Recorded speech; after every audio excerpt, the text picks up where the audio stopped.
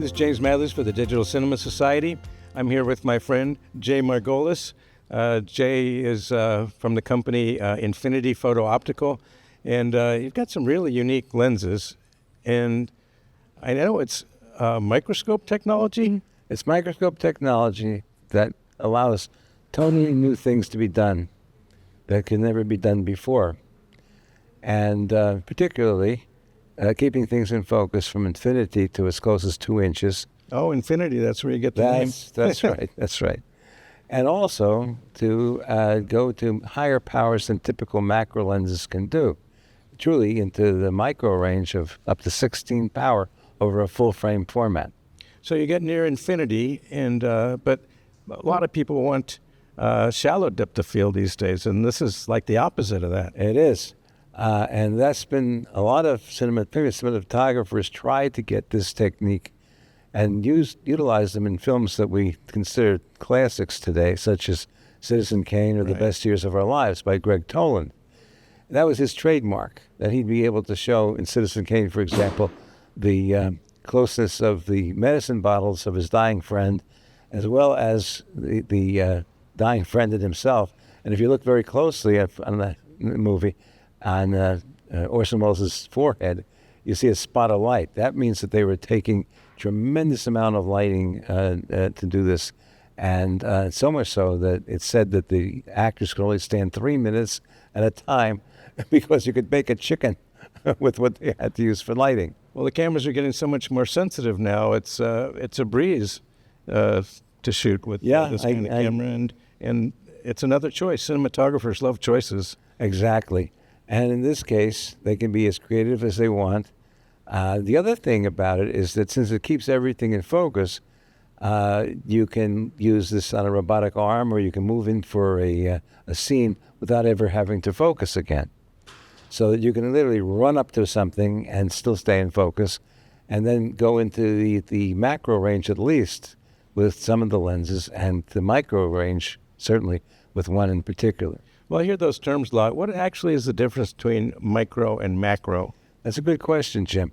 Generally speaking, there's a lot of debate about that. In many books, debate whether it's 1x to 4x being the macro range. Some say it's 1x to 2x being the macro range. But certainly, once you pass 4x, for sure, you're into the micro range already. And so these can accomplish everything that a typical macro lens can do as far as 1 to 2x, but then they can go to up to 16x full frame. And it comes in a kit that you can put into a lot of different uses, right? Yes, that's true, Jim. In fact, the kit itself is popularly priced relative to a lot of lenses. The Macro Pro lens, it's part of the kit alone, is a macro lens that will compare to $20,000 lenses from other manufacturers. That's in the kit itself. The kit itself is just a little bit above, I think, a list price of $15,000. And you can use it on different cameras, regardless of the mount. I mean, there's again, that's one of the chief things about this. There's literally every manufacturer lens lens mount that's available for use with these lenses. So you can have one camera one day, you can use it on another camera the next, just by simply taking the back adapter off and replacing it. Yeah, so they seem very versatile. And you have a new lens now that can go underwater, at least. Thanks for reminding me. The camera can stay dry. Thanks for reminding me. Goes underwater. It's called the Dipper. Because it dips in. Really imaginative name, considering it goes 10 inches into the water, or any other compatible liquid, actually. Alcohol could be one, for example. But the point is, you can immerse it up to 10 inches and go up to 2x macro with this lens. And you can immediately take it out of the water and focus it out to infinity to a close range of about 10 millimeters in the front of the lens. So it can be used as a standard lens of 60 millimeters, or it can be used dipping up to 2x macro into the water. Well, you open up a lot of creative opportunities for cinematographers, and thanks. Thank you. These lenses are that way. They are creative, and I've even used the expression, these are the other side of your creativity. You can use a normal lens for your first side of your creativity, go to the other side with these lenses, and everybody, in my opinion, should have a set. Oh, of course. Yeah.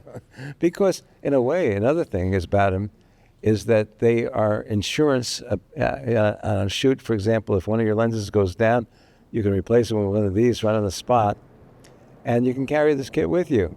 And as I've remarked many times to people, these are a studio and a lens case. And that's really true because they come with up to 5 lenses in the case. Each one has a different purpose. The Macro Pro is in itself a 0 to 4x macro lens that's superb.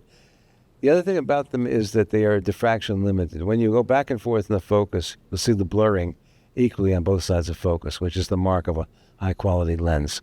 In fact, the bokeh are known as airy patterns, airy discs, which are the limitation of what can be possible by physics.